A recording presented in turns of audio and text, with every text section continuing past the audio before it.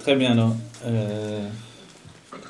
J'allais presque dire Shavuot Tov. La dernière fois qu'on s'est vu, c'était des conditions plus difficiles. J'étais très malade, même pendant le cours, vous savez pas. Je me suis senti très mal pendant le cours. Heureusement, Dieu m'a tenu. Et voilà, alors c'est bien de se voir en de meilleures conditions. Alors, l'Echaim Chaim Livracha, quand des Juifs se retrouvent ensemble, c'est une occasion de faire l'Echaim. L'Echaim, c'est une occasion de se bénir les uns les autres. Que l'on soit des hommes ou des femmes, que l'on fasse l'Echaim pour les hommes sur de la vodka et les femmes sur du soda. Vous voulez Non, c'est pas obligé, ça va aller. Ça va aller, merci beaucoup. C'était pas un moyen détourné pour demander de la vodka. Non, parce qu'en plus, il y a la boisson. Ah, d'accord. Non, mais ça va aller, nous embêter. Je vais devoir. Oui ou non? Non, merci. Oui. Non, ça va aller. Bah, pourquoi pas. Après, ça va s'embrouiller le cours. Ça va trop tourner de la d'autre. Ce que l'on peut dire, c'est que voilà. Il y a des femmes aussi, je crois que... Je vais commencer le cours. Je vais essayer on va dire comme ça. Je vais essayer de gérer des notions. Ah, la bénédiction. C'est pour ça que j'ai dit, vous pouvez pas dire non. D'accord. Alors attends, je peux avoir un petit plastique s'il vous plaît. Je vais essayer d'exprimer des choses qui sont très compliquées, mais de les exprimer de façon simple. D'accord? Simple aussi bien pour moi que pour vous, de manière à ce que on puisse l'intégrer. Évidemment, si vous ne comprenez pas, vous m'arrêtez. Et si moi je ne comprends pas, alors je vais essayer de m'arrêter aussi.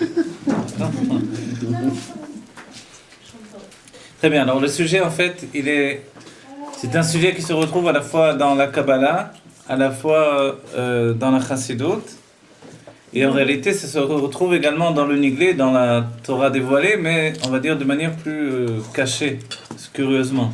Tandis que dans la Kabbalah, c'est quelque chose de dévoilé.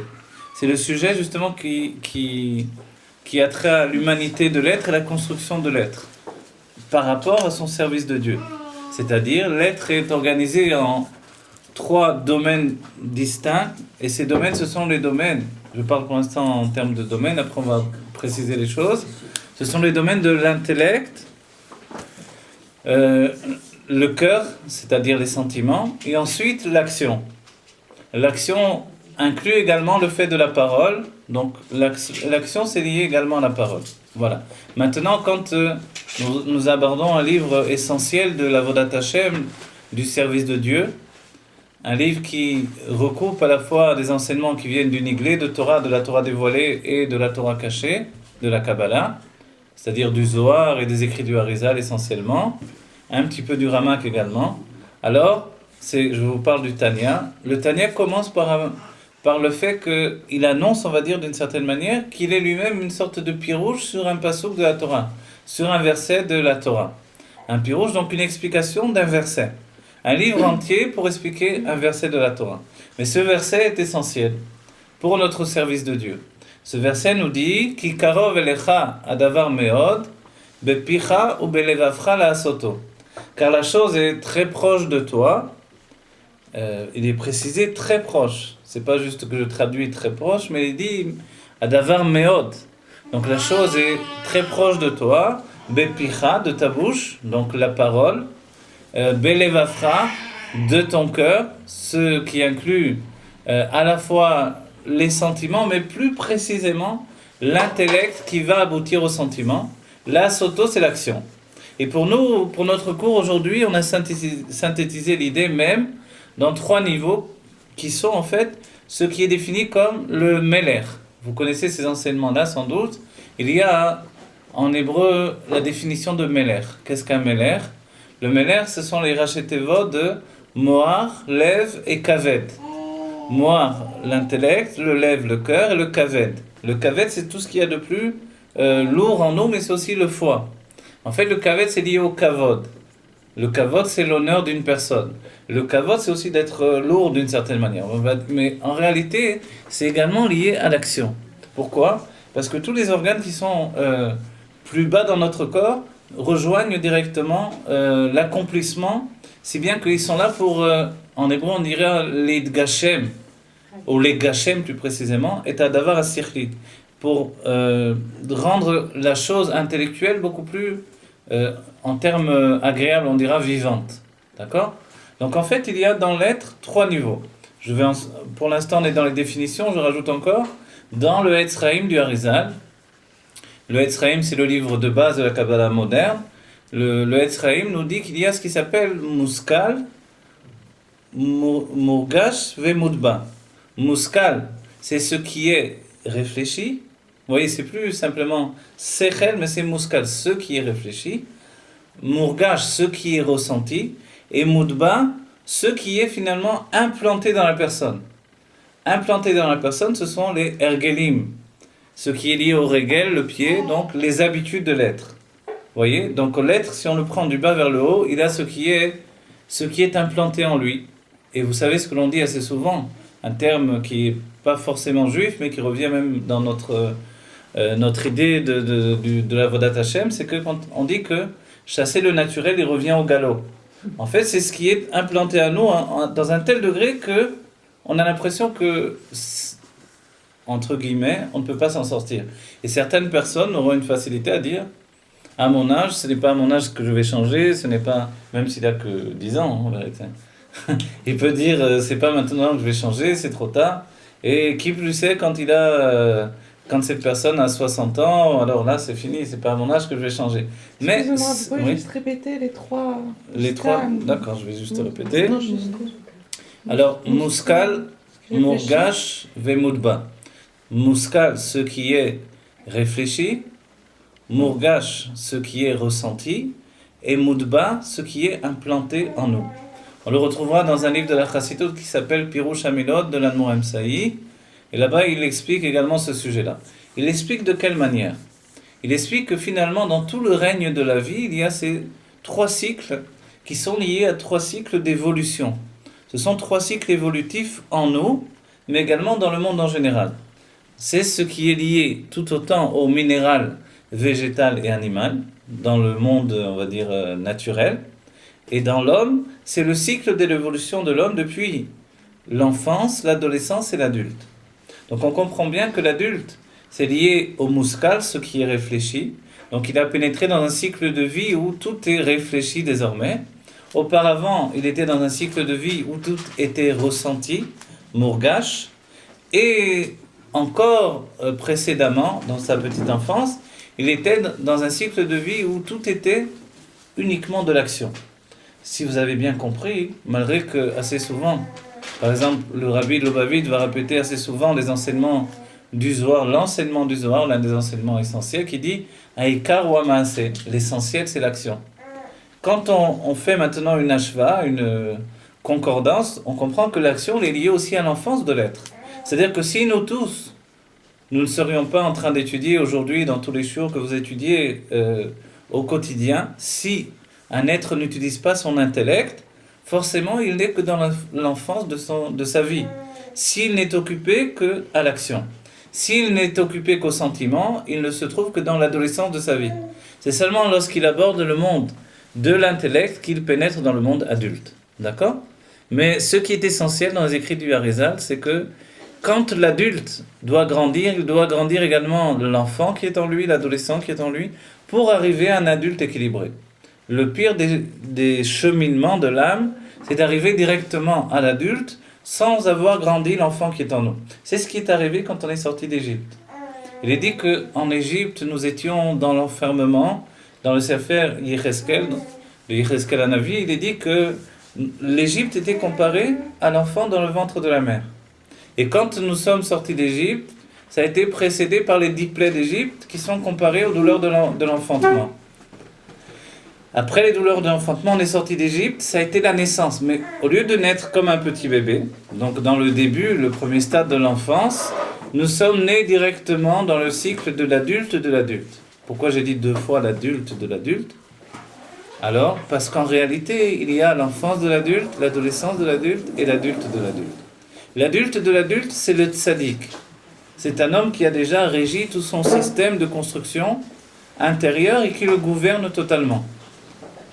Ça va, vous comprenez? C'est pas... D'accord? J'essaie de vous donner des choses très importantes, très élevées, très profondes, qui réunissent de nombreux livres, à la fois le Sefer Atania, les livres de Kabbalah et de Chassidut.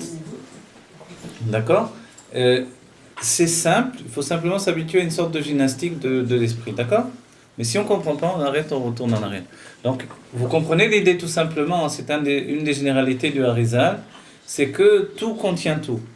Donc dès qu'on a dit quelque chose, il faut penser que cette chose contient tous les niveaux. Par exemple, vous avez souvent vu qu'un enfant peut se comporter tout à coup comme un adulte. Ça nous étonne, mais c'est comme ça. On a bien vu également qu'un adulte peut se comporter comme un enfant. Ça nous étonne aussi, ou pas du tout, mais c'est comme ça. C'est tout à fait vrai. Les femmes ont l'habitude, on connaît l'histoire de considérer leur mari comme un enfant, etc.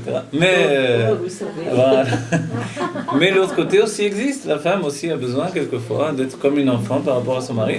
Et en fait, il est vrai que jamais on a quitté le stade de l'enfant. Mais quand on le fait volontairement, parce qu'on a besoin d'être à un moment ou à un autre comme un enfant, alors c'est positif. Quand c'est quelque chose qui est un repli sur nous-mêmes, je dis sur moi-même, alors, vous voyez, comme par exemple un adulte qui va sucer le pouce tout à coup. Qu'est-ce qui se passe? En fait, c'est un retour en arrière forcément. Et il faudra qu'il s'oblige à ne plus le faire, par exemple, parce qu'il est en train de faire un repli sur lui-même et de redevenir l'enfant qu'il a été et qui a besoin de ressurgir dans sa vie. Parce qu'il a un manque de tendresse, il a un manque d'assurance par rapport au monde, il a envie qu'on le prenne dans ses bras spirituellement ou matériellement, c'est-à-dire qu'on le prenne en charge. Alors il peut avoir des réactions comme ça. Et si c'est pas ouvertement de se sucer le pouce, ça peut être se ronger les ongles aussi, vous voyez. Quoi qu'il en soit, l'enfant qui est en nous n'a jamais disparu. Il doit grandir avec nous. Et sachez que l'innocence même d'un être, quand il est dit Yaakov, Ishtam, Yoshev Ohalim, Yaakov Avinu, on parle, c'est-à-dire un tzaddik, donc celui qui avait le niveau de l'adulte. Pourtant, il est dit, c'était un ish ce sont les sentiments, et tam, c'est vraiment la tmimout, c'est l'enfant. Alors on va dire, en fait, il était Yaakov, celui qui représente l'homme par excellence, on dira le hameau de la Torah, toute la structure de la Torah, et en même temps, il est appelé ish. Le ish, c'est la perfection des sentiments. Adam, c'est la perfection de l'intellect. Vous voyez? Et quand on dit maintenant Tam, alors c'est lié à l'enfant qui est en nous. Et en fait, ce qui est extraordinaire, si on donne cet enseignement-là, c'est que le Rabbi Rachab, quand il a fait les yeshivot, Tomchet Mimim, les yeshivot Chabad, il les a appelés Tomchet Mimim. On va dire, mais. Et les jeunes hommes donc, qui étudient là-bas, ils s'appellent les Tmimim. On va dire, mais ça ne va pas avec mon explication, par exemple. On va dire, qu'est-ce qu'il voulait le Rabbi Rachab? Le Rabbi Rachab a précisé, je ne fais pas une yeshiva pour faire de nouveaux Talmidei Chamim, je fais une yeshiva pour implanter la crainte de Dieu dans le cœur de ces enfants qui vont devenir des hommes, et ensuite devenir des hommes de halakha, des hommes de Torah. Parce que malheureusement, à son époque, il y avait un peu des gens qui perdaient la crainte de Dieu. Et quelquefois, ça peut arriver. Ici, dans notre structure qu'on a mis en place, perdre la crainte de Dieu, c'est perdre l'enfant qui est en nous. Vous voyez? L'innocence, en fait, elle fait qu'on est devant Dieu vraiment avec toute l'innocence. On vient que pour faire le bien, on vient que pour donner des bonnes choses. On n'a même pas l'idée d'avoir des choses tordues. Le fait que Yaakov ait dû passer par des chemins détournés, c'est pas quelque chose qui venait de lui. C'est quelque chose qui lui a été imposé. Mais en réalité, lui était ce ishtam, à la fois des sentiments et à la fois la tmimout, l'innocence d'un enfant. Alors maintenant, quand on voit toute cette structure, il faut savoir que dans notre service de Dieu, ça correspond également au service de Dieu qui est lié à l'action. Quand il est dit à Matan Torah, au don de la Torah, Dieu nous donne toute la Torah parce qu'on a dit une phrase. Et une phrase, c'est une exclamation, c'est quelque chose qui est sorti du profond de notre être, c'est « Naaseh venishma ». Nous ferons et ensuite nous comprendrons. Qu'est-ce qui se passe ici? Si on a parlé de 3 structures, et sachez que ce que je vous ai dit là, on va dire c'est l'un des grands secrets, l'une des grandes généralités d'analyse de la Torah. En vérité, on comprend que si on a dit seulement Naaseh venishma, il manque la structure intermédiaire. Naaseh venishma, mais en réalité on entend. Le V et le Vav fait la structure intermédiaire. C'est-à-dire que le Naaseh, c'est la Tmimout. Dieu a demandé de faire Torah et Mitzvot, on fait Torah et Mitzvot. Le peuple juif ne s'est pas cassé la tête à de poser des questions et dire maintenant, qu'est-ce que Dieu veut que je fasse, qu'est-ce qu'il me demande, est-ce que c'est logique, c'est-à-dire qu'on n'a pas mis en avant l'intellect. C'est ce qui a fait que Dieu nous a donné la Torah. La Torah, dans un premier lieu, dans un premier temps, elle demande d'avoir cette tmimout d'un enfant, cette innocence de l'enfant qui dit Dieu a demandé d'accomplir des mitzvot, et les sages ont dit s'il nous avait demandé de couper du bois dans la forêt, on serait en train de couper du bois dans la forêt. Vous imaginez ça? Toute la journée en train de couper du bois dans la forêt. Tu es encore parti au mitzvot, j'ai des ampoules dans les mains parce que je coupe du bois dans la forêt. Mais si Dieu l'avait demandé, c'est les sages qui ont dit ça. C'est-à-dire que le Naasé, nous ferons tout ce qu'il veut. Et on dira dans la Chassidut, c'est la définition d'être soumis au Baal HaRatzon, au maître de la volonté. Vous savez, ça fait une grande différence. Quand je suis soumis à une volonté, cette volonté me va bien, mais cette autre volonté, c'est pas trop pour moi. En fait, quand on est soumis au maître de la volonté, on est soumis à tout ce qu'il demande. Vous voyez?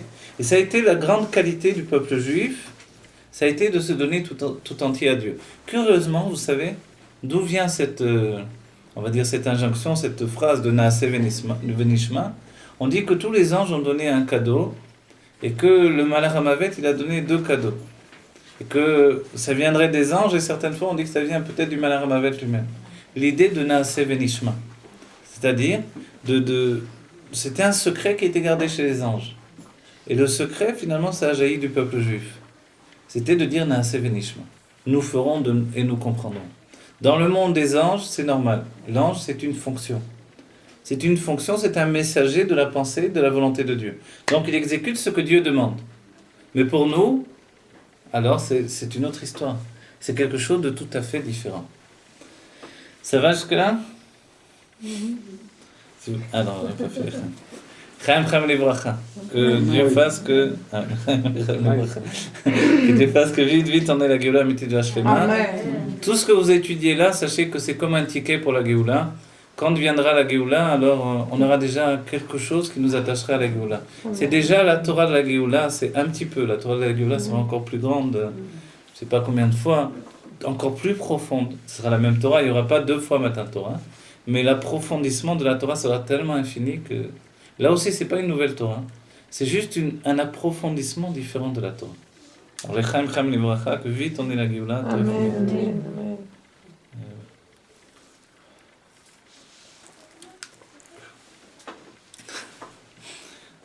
Je me rappelle Rav Notik, je ne sais pas si vous connaissez Rav Notik. Une fois, il m'a raconté, les Rébim buvaient la bénédictine, vous savez? La bénédictine, elle est faite par des moines. Exactement. Vous savez, hein, c'est pour ça d'où le nom bénédictine de bénédiction. Oui. Alors comment ça se fait qu'on boit de l'alcool de moine? Oui. Parce que d'abord il est caché, hein, et c'est la première raison, mais il y a aussi sans doute un sujet de hitapra, de renversement en fait. Mais tous les Rébim, il est rapporté, le Rabbi Rachab, le Rabbi Rayatz, et puis le Rabbi buvait la bénédictine. Et c'est très sucré, c'est vraiment très très sucré. Et je me rappelle, le Rav Notik une fois m'avait raconté que à une Isvadut, la première fois on lui avait apporté de la bénédictine, et comme c'est tellement sucré, ça a l'air une liqueur pour les femmes en vérité. Alors il a bu, et après il était tellement sourd, on l'a sorti comme ça en civière de la Isvadut. Parce qu'on ne s'aperçoit pas, mais c'est très très fort. Oui. Et c'est très sucré comme ça. Bon, est-ce que ça va jusqu'à présent ce que je vous ai dit? Vous D'accord. avez développé Naaseh et Voilà, j'ai pas, Nishma? non, j'ai pas encore développé des Ah non, mais Le Naaseh, on a dit, ça correspond à l'enfant qui est en nous. En fait, ces points que je vous donne ici, vous devez comprendre que ce sont des points de compréhension de tout ce qui existe, d'accord? Si vous commencez un nouveau travail, alors vous avez tous les cycles que l'on a expliqués. Il y a d'abord on va dire, c'est en termes de Torah, on va dire Naaseh Venishma, en termes d'analyse de la Torah, alors il y a ce que l'on a dit, le moudba, ou l'action, le mourgash, ou le ressenti, et le muskal, ce qui est compris. Et en fait, ça correspond également, on a dit, dans l'enfant, à 3 cycles. L'enfant, quand il est dans la situation de Ibour, Yenika, Vemochin. D'accord? Si vous avez bien compris le système, on prend 3 niveaux, on met 3 niveaux en comparaison, 3 autres niveaux en comparaison, 3 autres niveaux en comparaison. C'est comme ça que fonctionnent tous les livres de vérité. D'accord? Et ce sont en fait, d'une certaine manière, je vous transmets les secrets de compréhension de tous les sages. Donc en fait, et ça nous concerne nous, aussi bien l'éducation de nos enfants que notre propre évolution. D'accord ?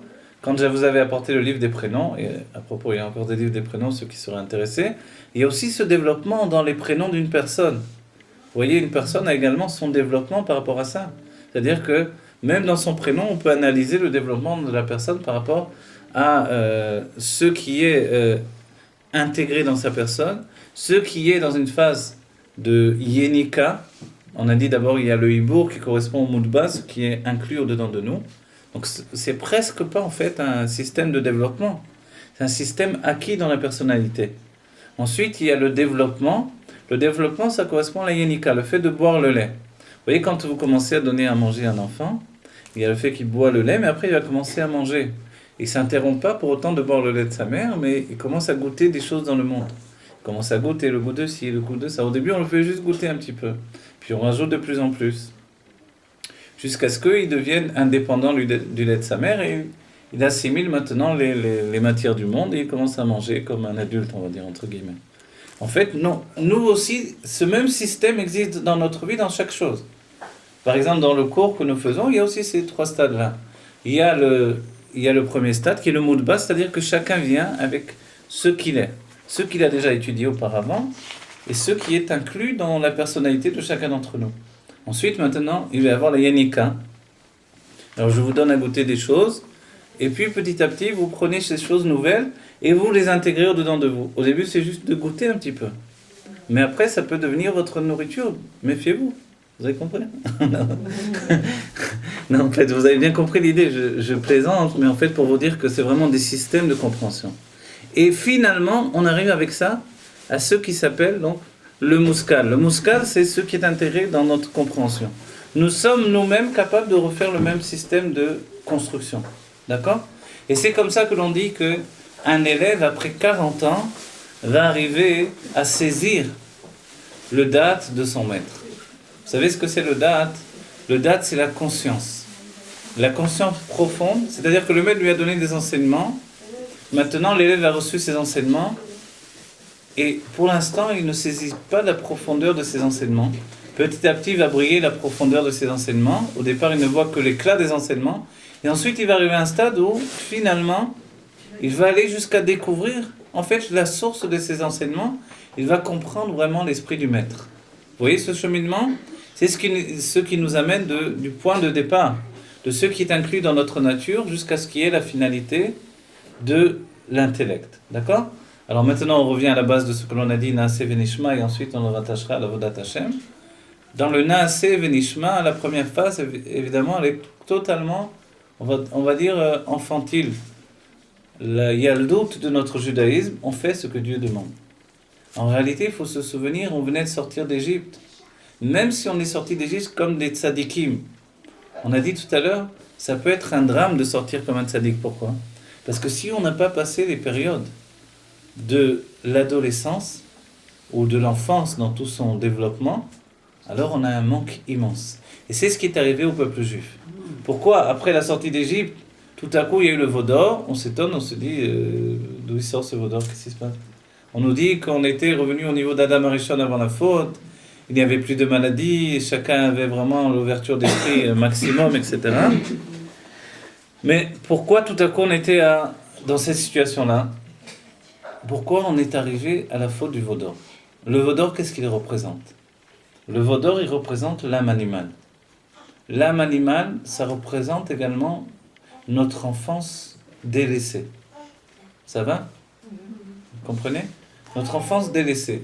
On va dire, mais quel rapport entre l'âme animale et l'enfant ? Et là, en fait, il faut préciser quelque chose. Si on a compris le développement de 3 niveaux, il y a aussi 3 niveaux dans l'âme également.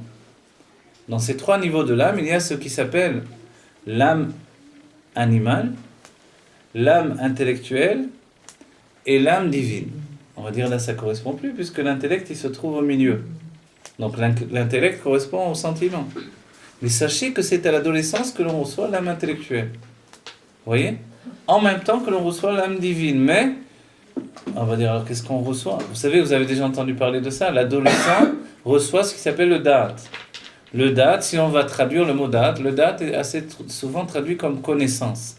Mais en réalité, ce n'est pas la vraie traduction.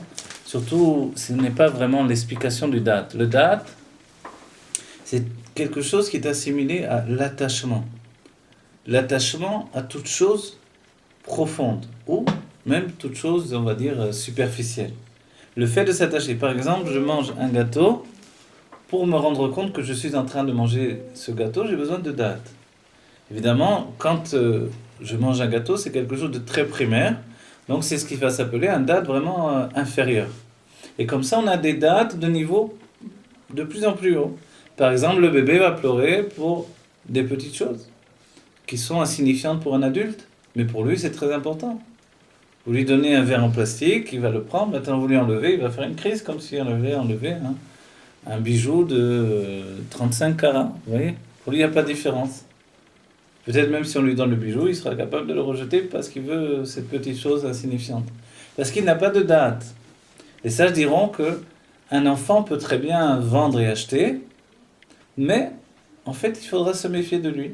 Pourquoi ? S'il n'a pas encore l'âge de la bar mitzvah, ou de la bat mitzvah pour une fille, alors il n'y a pas encore de date. C'est-à-dire que même s'il est capable d'acheter et de vendre, donc ça pourrait prouver qu'il a du date, il n'est pas capable d'avoir l'importance des choses, de savoir l'importance des choses. C'est bien que la mascorette, l'argent qu'il vient de gagner, il peut très bien l'utiliser pour aller s'acheter des bonbons ensuite.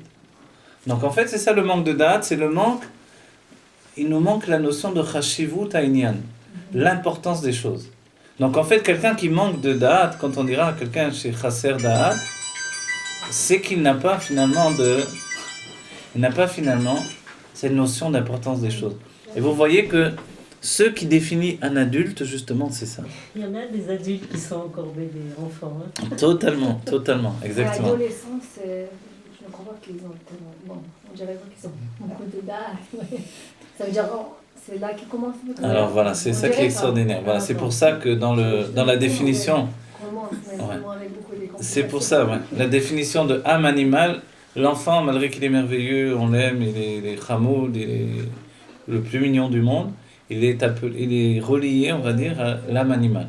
L'âme animale, qu'est-ce que c'est ? C'est un désir d'avoir du plaisir. Il désire du plaisir, on lui donne le plaisir, il est satisfait. Donc c'est automatique. Il veut un bonbon, un gâteau, c'est immédiat, et c'est extrêmement proche de lui. Vous voyez ? L'enfant ne veut pas des choses qui sont de l'autre côté du monde. Il ne veut pas faire un voyage en Amérique s'il habite en Israël, ou le contraire. Il n'a pas cette notion-là. Il a la notion de l'immédiat, de l'instantané.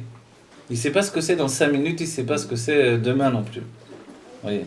On pouvait lui dire, on va arriver là-bas dans 1 heure. Dans 5 minutes, il vous demande, on est arrivé ? Non, on a dit dans 1 heure. Mais on est bientôt arrivé ? Attends, ça fait 5 minutes qu'on est parti. Il n'a pas cette notion du temps. Parce que chez lui, tout est extrêmement proche de lui. Et ça, c'est l'âme animale. On dit la différence entre l'homme et l'animal. L'homme, il a la tête en haut, ce qui fait qu'il peut regarder le ciel et il peut regarder très loin. L'animal, quand il marche, il a la tête en bas. C'est ce qui fait qu'il ne va pas regarder très très loin jamais. La plupart du temps, il voit le sol sous ses pieds et il voit vraiment, pour regarder un peu plus loin, il faut qu'il lève la tête. Il y a quelques animaux qui, eux, comme les oiseaux, se trouvent en haut et peuvent voir surplomber toutes les choses. C'est pour ça que le Rambam est appelé le Necher Agadol, le grand aigle. Certains disent que le terme Necher en hébreu c'est un condor plutôt qu'un aigle. Mais il est capable de voir de tout en haut, il surplombe tout. Et pourquoi on dit le Rambam, on l'a appelé comme ça ? Parce qu'il avait une vue d'ensemble, à la fois qu'il avait la vue du détail. Et c'est ce qui favorise l'aigle d'entre tous les oiseaux, il vole au-dessus de tous. Et en même temps, il a une vue tellement perçante qu'il verra les petits détails. Donc il peut voir sa proie à des kilomètres de hauteur. Et en fait, le Rambam, c'est ça. Il surplombe toute la Torah, il nous donne les petits détails. Des choses que finalement, quelqu'un aurait délaissées s'il apportait l'ensemble de la Torah. Mais lui, il va se donner dans le petit détail. Vous comprenez, ça, c'est en réalité vraiment une définition de ce qui s'appelle Mochin de Gadlut, c'est-à-dire la largesse d'esprit. C'est aussi une autre notion qui s'intègre dans les notions d'explication de l'intellect. Il y a l'intellect serré, restreint, et l'intellect large. La largesse de l'intellect, c'est ce qui devient la Géoula. On parle tous de la Géoula, dans la Pnimiut Torah, dans l'intériorité de la Torah, dans la Kabbalah, la Géoula, c'est la largesse d'esprit. Quelqu'un qui atteint la largesse d'esprit, il est déjà dans un état où il frise la Géoula, on va dire. Il rentre dans le monde de la Géoula, et dans la Géoula, chacun d'entre nous, nous aurons cette largesse d'esprit.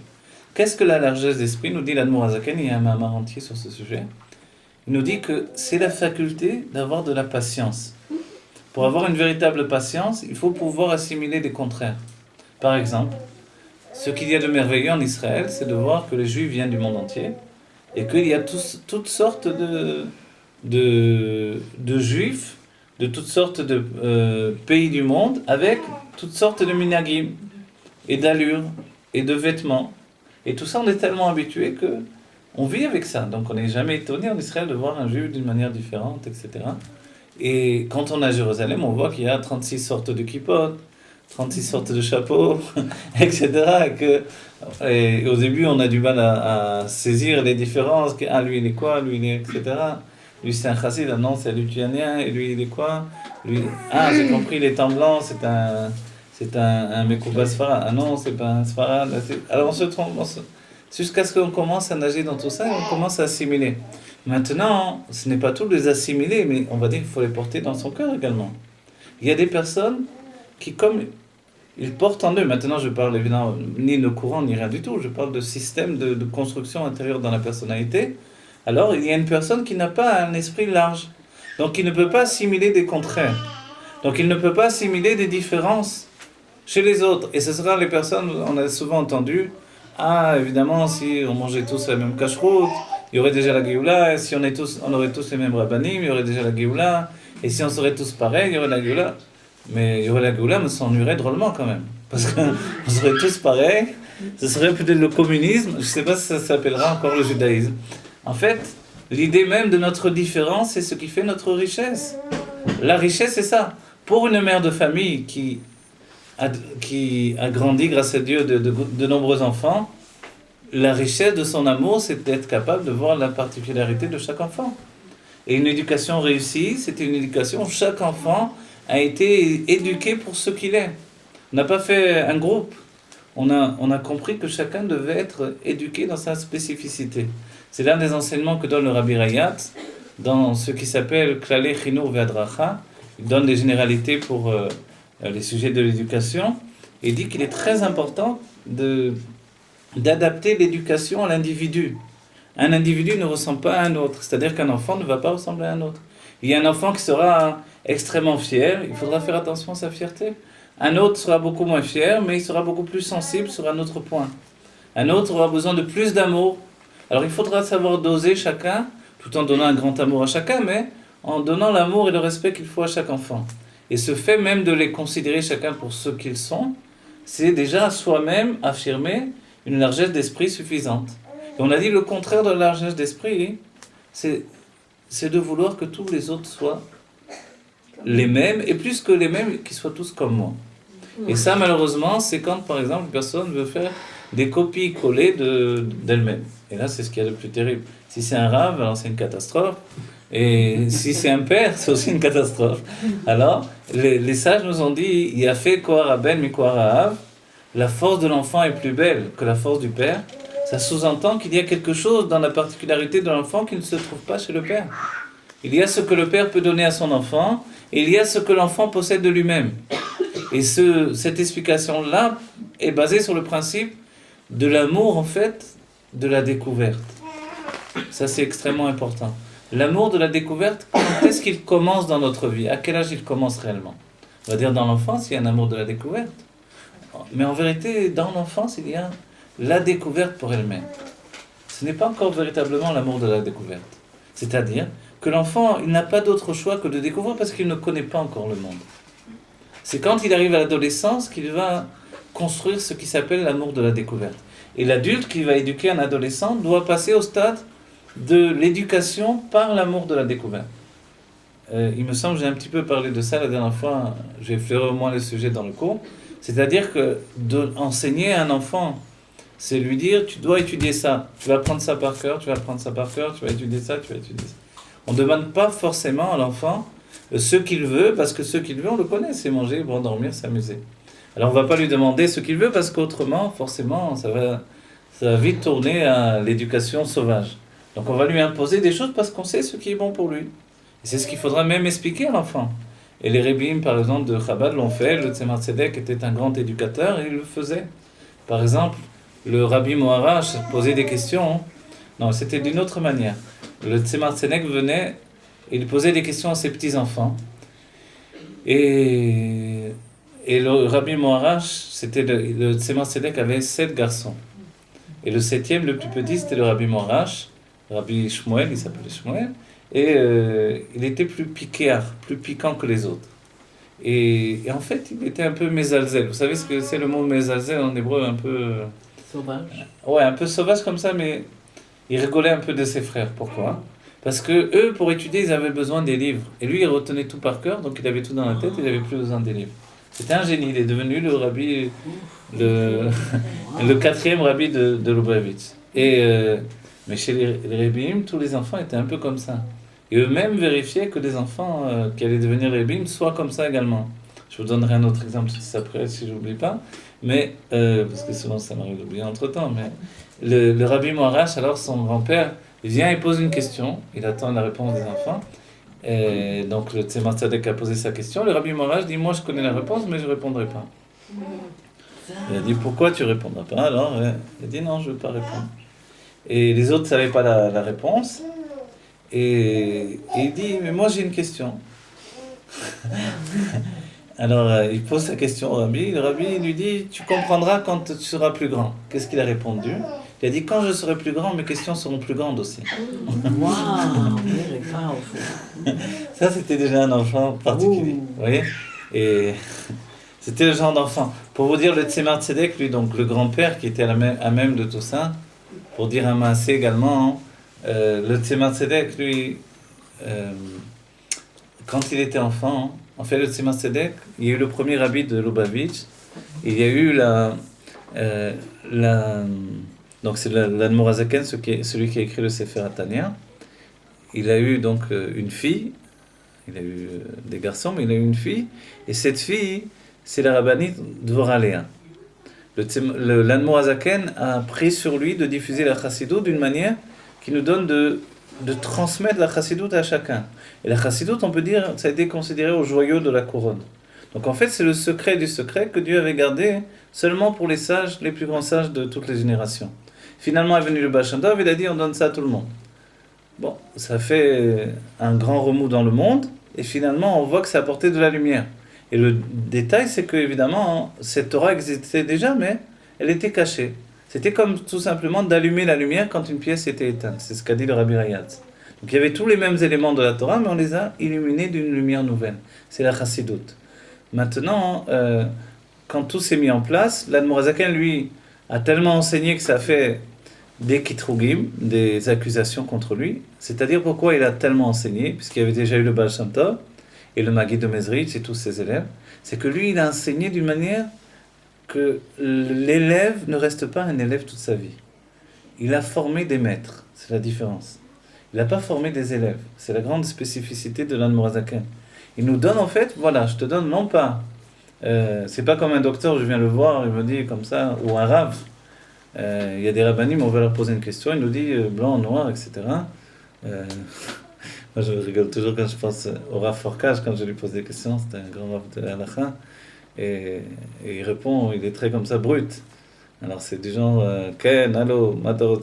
Et une fois, il y avait une question un peu difficile à poser. Alors il m'a dit, Shetida et ta Shela, tu te caches. Quand tu seras la question, tu appelles. Il m'a raccrochonné. Bon. Mais autrement, il ne répond pas à des discours. C'est Taor, Kacher, Assur, Motar, tac, c'est tout. Voilà. En fait, donc, il reste le Rav, je reste l'élève, c'est tout. Vous voyez? Comme un médecin, il nous dit, prends ça, il ne nous explique pas les détails. Mais l'Admor HaZaken, ce n'est pas ce genre-là. L'Admor HaZaken, quand vous venez le voir, il veut que vous repartiez, en fait, non pas comme un élève, comme un patient. Il veut que vous soyez vous-même un maître, à nouveau. Et pour ce faire, il vous transmet, en fait, une connaissance générale. C'est ce qui s'appelle un chemin long et court. Parce que c'est plus court quand on est un élève ou un patient, ou Quand on veut la halakha, est-ce que je peux faire ça, oui ou non? Assour, permis, hop, je m'en vais. C'est fini, ça y est, je peux faire, je suis content. Ça, c'est un chemin court, mais long, parce que jamais de ma vie, je saurais arriver au but de comprendre la halakha. Mais le chemin long et court, ces enseignements viennent de l'Admour HaZaken lui-même, ces chemins longs et courts, c'est quand ça met du temps, hein, parce que je veux comprendre toute chose. C'est pour ça, lorsque l'on étudie le Sefer HaTanya, au début, il commence, il pose des questions, et il faut attendre pas mal de chapitres pour avoir les réponses. Pourquoi? Parce qu'il y a le même système qui est imposé, en fait. Le Admour HaZaken peut nous donner tout de suite la réponse, mais alors, après je prends la réponse en poche, je m'en vais, mais je n'ai pas bougé, je suis toujours, comme je suis venu, je suis reparti. Ce qu'il veut, c'est que je comprenne, en fait, la généralité même du sujet. Pour aboutir de moi-même, quand j'atteins la réponse, j'ai pas simplement compris la réponse, j'ai compris le sujet tout entier. C'est ça la volonté en fait du système qu'a donné l'Admour HaZaken. Donc forcément, ça fait une accusation terrible. C'est comme s'il disait maintenant je veux transformer tous les juifs en professeurs de judaïsme. Vous voyez?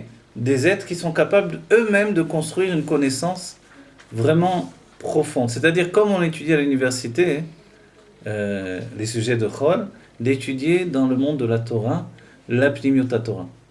Comme on étudie dans la Gemara, on étudiera dans la Chassidut les sujets de Kabbalah et de profondeur de l'âme.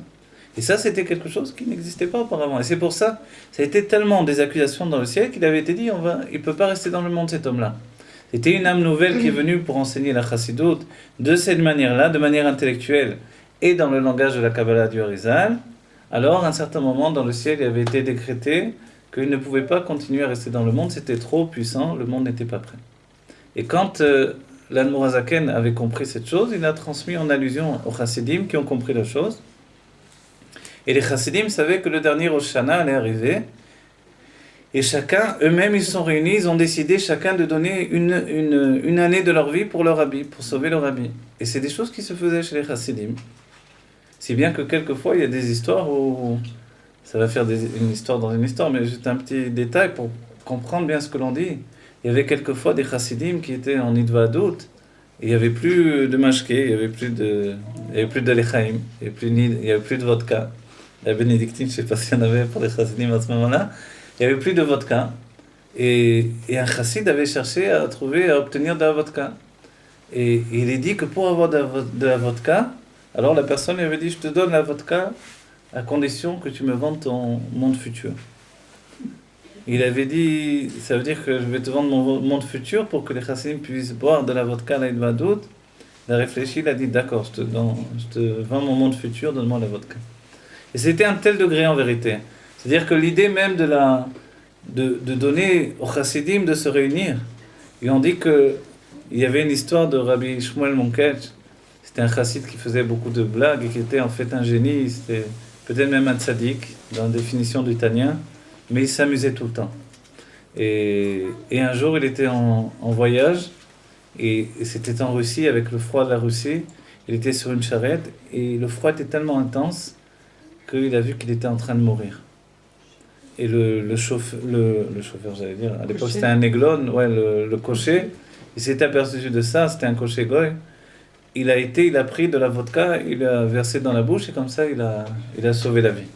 Et après quand il est arrivé à l'Idvadut, avec les chassidim, il leur a dit, je veux que chacun fasse les chaim, parce que vous devez savoir que les chaim, ça peut sauver une vie.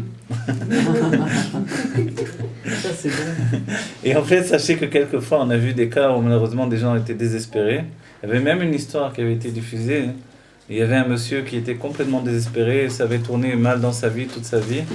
Il avait décidé finalement que ça y est, il n'avait plus rien à faire dans le monde. Et il passait dans la rue et il pensait comment il allait se suicider en fait. Et en passant dans la rue en fait, il y avait des chassidim, c'était pendant Hanouka, ils étaient en train de danser, ils venaient d'allumer les nérodes de Hanouka, et ils l'ont vu, ils l'ont attrapé par la main, et ils l'ont fait danser avec lui. Et lui, il ne savait pas ce qu'il arrivait, il s'est mis à danser avec eux, et puis... Quand il est sorti de ça, il s'est dit, des juifs qui ne me connaissent pas et qui m'ont pris, qui m'ont donné de danser comme ça, avec tant d'amour, en fait, ça vaut le coup de rester encore dans le monde. Et comme ça, il ne s'est pas suicidé. Mais il était sur le chemin de se suicider. Alors, quelquefois, il ne faut pas... il faut donner ce que l'on a. Ce que l'on a, c'est aussi un sourire. Un sourire, c'est de la tzedaka. On peut sauver une vie avec un sourire, vous savez. Il y a des personnes qui se sentent délaissées et qui se sentent vraiment... Tout à fait. hein. Alors, quelquefois, vous leur souriez, vous avez gagné quelque chose. C'est quelque chose d'extraordinaire. Tav lechem chem livracha. La rabbinite Dvorah Léa, elle a vu que l'Admorazaken, d'accord, vous vous rappelez l'histoire de l'Admorazaken, parce que je raconte beaucoup de choses en même temps. L'Admorazaken devait partir parce que c'était trop. D'accord, tout le monde n'était pas d'accord, c'est les chassidim, et dans le ciel même, on n'était pas d'accord de transmettre à chacun tout. Comme d'une certaine manière, ce que moi je vous transmets, hein, tous ces secrets-là, on va dire, à part les histoires, mais les histoires aussi elles sont importantes. On va dire que s'il n'y avait pas eu le Messirut Nefesh, le don de soi des Rebbeim, le fait qu'ils ont été en prison, qu'ils aient pris sur eux des maladies, ça n'aurait pas été possible. Donc en fait, l'Admorazaken, celui qui a commencé, imaginez les accusations dans le ciel, c'était terrible.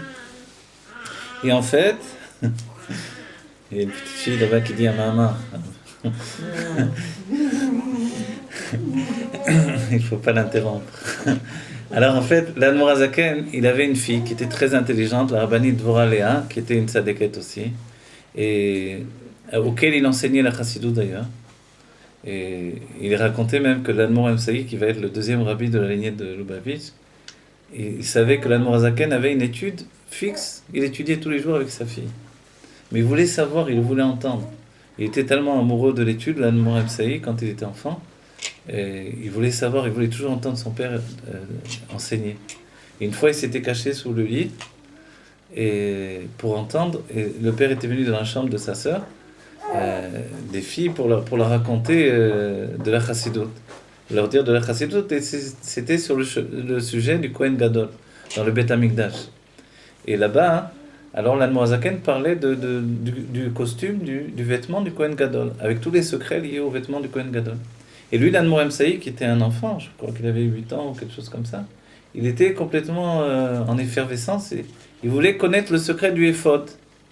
Et il voulait savoir les secrets liés à la ceinture du Kohen Gadol. Et sa sœur ne posait pas la question sur la ceinture du Kohen Gadol. Et lui, il n'en pouvait plus. Alors, qu'est-ce qu'il a fait? Il a enlevé sa ceinture, il l'a jetée comme ça, il était sous le lit, il l'a jetée à côté de sa sœur pour lui faire un siman de poser la question sur la ceinture. L'Admorazaken a vu, il a dit si c'est comme ça, je t'enseigne plus la chassidut. Il est tombé très très malade parce que pour lui, ne plus entendre la chassidut, c'était terrible. On dit de l'Admor Emsaï que si on lui ouvrait les veines, il serait sorti de la chassidut, mais non pas du sang. Tout ça, je vous mets dans une ambiance pour... Finalement, qu'est-ce que j'ai fait? On a commencé le cours par de l'intellect pur, on est passé au sentiment, après on devra passer à l'action. Vous voyez, on a fait en sens inverse. Donc là, on est dans les sentiments. Et l'Admor Emsaï, lui, vous savez qu'on dit même qu'au moment où il devait se marier, alors pour terminer la petite histoire d'abord, il est tombé très malade, et les docteurs ont dit que c'était très grave, parce qu'il pensait que son père ne voulait plus lui enseigner la chassidut, il est tombé très très malade. Et le docteur lui a dit, vous devez le remonter en lui disant de la chassidut, petit à petit il va se reprendre. Et c'est ce qu'il a fait. Il enseignait petit à petit, et puis il est revenu à lui, et jusqu'à ce qu'il soit sur pied de nouveau. Mais en fait, l'Admor Emsaï aimait tellement la chassidut, que quand est arrivé l'âge où il devait se marier, alors... on a dit, bon alors, maintenant il faut commencer à décider, trouver une femme avec qui tu veux te marier. Elle a dit, d'accord, la première que mon père y trouve, c'est là-bas. Elle a dit, attends, mais tu veux pas voir d'abord, il faut savoir qui c'est, la famille, etc. Il a dit, peu importe. Elle a dit, mais quoi, toi, peu t'importe la femme avec qui tu vas te marier? Non, ce qui m'intéresse, c'est d'entendre le mahamar du rabbi qui va dire à mon mariage. Alors, vite qu'on se marie pour entendre les mahamarim du rabbi. Mais pourquoi son père ne voulait pas lui enseigner? Ouais. Ah, il voulait pas lui enseigner parce que son père, tout simplement, il avait fait un seder. L'Admorazaken a dit que, vous voyez tout ça, même si ça a l'air méboulbal, en vérité, ce que je fais là, en fait, c'est très mesouda, dans mon inconscient, évidemment. Donc, le seder chez l'Admorazaken, c'est quelque chose de très important. On dit l'Admorazaken que le seder, c'est plus important que la chassidut elle-même. C'est-à-dire que quelqu'un qui n'a pas de seder, qui n'est pas organisé, il pourra faire des efforts dans toutes choses, mais il ne réussira pas. Le seder dans l'esprit, dans l'intellect, aussi bien que dans notre vie, c'est quelque chose d'essentiel. Dans notre journée, c'est quelque chose d'essentiel. Si dès le matin, j'ai pas de seder, les heures filent très très vite et j'ai rien fait de ma journée. Surtout dans des journées courtes comme on a maintenant, c'est une catastrophe. Donc en fait, le seder, il avait organisé, il y avait l'étude avec les garçons, l'étude avec les chassidim, l'étude avec les filles, et chacun devait garder sa place. Il y avait même une autre histoire du Tzemar Tzedek où, de la même manière, il voulait tellement savoir de la Chassidut de son grand-père, là c'est le petit-fils, qu'un jour il savait que son grand-père disait de la Chassidut, il est venu, il s'est caché dans le poêle. Et en fait, il a commencé un moment à faire très très froid, et puis ils ont allumé le poêle alors que l'enfant était dedans, caché pour écouter la Chassidut. Alors ils l'ont sorti de justesse, il était complètement enfumé dans le poêle, etc. Mais tout ça pour vous dire que quand on a un désir fort, alors quelquefois on va jusqu'au bout. Mais pour terminer ce que l'on dit, parce que c'est très important de terminer ce que l'on a commencé, si on a bien compris, la rabbinite Dvorah Léa, qui était la fille de l'Admour HaZaken, quand elle a compris que l'Admour HaZaken, lui, il allait partir de ce monde, alors elle a décidé, elle a réuni des chassidim, si je me rappelle bien, je ne sais plus si c'est 3 ou 10 chassidim, mais elle a pris sur elle, elle a dit je donne maintenant ma vie à la place de mon père. Et les autres, elle les a obligés à accepter. Et puis, quand son père a voulu lui dire Shana Tova comme tous les ans, c'est elle qui lui a dit, elle est partie en courant, elle lui a pas laissé de lui dire Shana Tova. Et dans l'année, elle est partie. Il se peut, effectivement. Ça a été assez rapide. Mais juste avant de partir, elle a demandé à son père, je t'en prie, occupe-toi de mon fils. Voilà. Il avait un père, évidemment, ce fils, mais elle voulait que son grand-père s'occupe de manière spécifique de son fils. Si bien que le Tzemar Tzedek, le petit-fils de l'Admour HaZaken, le fils de Rabbanit Dvorah Léa, était éduqué comme le fils de l'Admour HaZaken lui-même. Pourquoi je vous ai dit tout ça? Parce que vous avez dit auparavant que les Rebbeim, on observait en fait leur comportement depuis leur enfance. Et en fait, donc cet enfant, le Tzemar Tzedek, a grandi avec son grand-père, éduqué avec son grand-père. Et à un moment, le grand-père, l'Admour HaZaken, a dit à son fils, l'Admour Amsaï, dont on a parlé tout à l'heure, qui a jeté la ceinture, alors, son fils, l'Admour Amsaï, avait une fille, et l'Admour HaZaken lui a dit qu'il serait bien de marier sa fille qui s'appelait la rabbinite, elle ne s'appelait pas encore la rabbinite, mais la future rabbinite Chaya Mushka. Alors il aurait été bien qu'elle marie cette rabbinite avec le Tzemar Tzedek qui s'appelait Menachem Mendel. Ça vous rappelle quelque chose parce que c'est exactement les mêmes noms que le rabbi de notre génération avec la rabbinite Chaya Mushka également. Pourquoi? Parce qu'il y a chez Chabad un cycle de 3. Ça vous étonne? Non, maintenant, parce que notre cours, on a expliqué que c'était un cycle de 3. C'est toujours un cycle de 3 qui construit quelque chose de profond. D'accord? Il y a d'abord un cycle de 2 et après on fait un cycle de 3. Et en fait, les Rebbeim, c'est 3 premiers Rebbeim qui devaient apporter la Géoula dans le monde, c'était leur but. Si bien que le nom de Tzemar Tzedek, le 3e rabbi de Lubavitch, qui s'appelait... donc pourquoi le Tzemar Tzedek s'appelait Menachem Mendel, sa femme s'appelait Chaya Mushka. En fait, il devait être le Mashiach à son époque. Et puis finalement, la Géoula a été repoussée. Pourquoi? Le temps n'était pas encore venu. Il y a eu un rabbi intermédiaire, c'est le rabbi Moraz dont on a parlé, qui était ce rabbi qui était enfant, il était très piquéard comme ça, très piquant. Et puis après, on a recommencé la chose. Il y a eu le rabbi Rachab, le rabbi Rayatz, et puis on arrive au rabbi de notre génération. Il y a à nouveau la même structure, vous voyez, d'un rabbi qui s'appelle Menachem Mendel et sa femme Chaya Mushka. Et dont le but dans le monde, comme on le sait, c'est tellement célèbre, ça a été d'apporter la Géoula aujourd'hui. Et aujourd'hui, on se trouve dans la fin de ce 2e cycle de 3. Vous voyez? La fin de cycle de 3. Ouais, de 3 Rebbeim qui ont agi pour que la Géoula se concrétise dans le monde. Et c'est la raison même de la Chassidut, c'est de concrétiser la Géoula. C'est ce que le rabbi dit dans une sikha qui s'appelle Inyana Shel Torah Chassidut, le sujet de la Chassidut. Mais il y avait une histoire que je voulais vous raconter. Donc l'Admour HaZaken a dit à son fils, l'Admour Amsaï, il lui a dit, il serait bon que tu maries ta fille. Donc maintenant, on parle de deux enfants, ce n'était pas des adultes. L'Admour Amsaï était un adulte, mais le Tzemar Tzedek était encore un enfant. Il lui a dit, il serait bon que tu maries ta fille avec Menachem Mendel. Et l'Admour Amsaï a dit, mais c'est un garçon comme les autres. C'est-à-dire que chez eux, un rabbi, et elle, c'est une fille de rabbi. Ça va être une fille de rabbi. Donc lui, il savait qu'il serait le rabbi futur. Mais le Tzemar Tzedek était a priori un enfant comme les autres. Il a dit, regarde, il joue avec les autres enfants. Donc il ne peut pas être un rabbi s'il joue comme les enfants normaux, quoi. Et l'Admour HaZaken a appelé le Tzemar Tzedek, il lui a dit, viens ici. Il lui a dit, je veux que tu ailles et que tu m'apprennes 3 pages de Gemara avec le Rashi et le Tosfot. Alors il lui a dit combien il te faut. Il a dit je te donne une demi-heure, vas-y. Wow. Alors l'Anmoramsé, il a regardé, il s'est dit en une demi-heure il va prendre ça. Vraiment. Après 10 minutes, l'enfant était en train de jouer dehors. Alors l'Anmoramsé, il a rigolé, il a dit non seulement c'est un enfant comme les autres, mais en plus il n'écoute même pas ce que tu lui dis. Alors l'Anmorazaken l'a appelé, il lui a dit je t'ai demandé de faire quelque chose. Il a dit mais j'ai appris. Il a dit récite. En 10 minutes, il avait déjà appris, il a commencé à réciter par cœur. Et en fait, c'était des enfants spéciaux dès le départ. Mais c'était des hommes qui ont travaillé toute leur vie. Pour donner un exemple, quelque chose que j'ai lu il n'y a pas très longtemps, sur le rabbi Rachab, qui est le 5e rabbi de la lignée de Lubavitch. On sait bien, il y a une histoire qui est très célèbre. Quand il était enfant, entre l'âge de 3 et 4 ans, il écrit comme ça, l'âge n'est pas précisé, il écrit entre 3 ou 4 ans.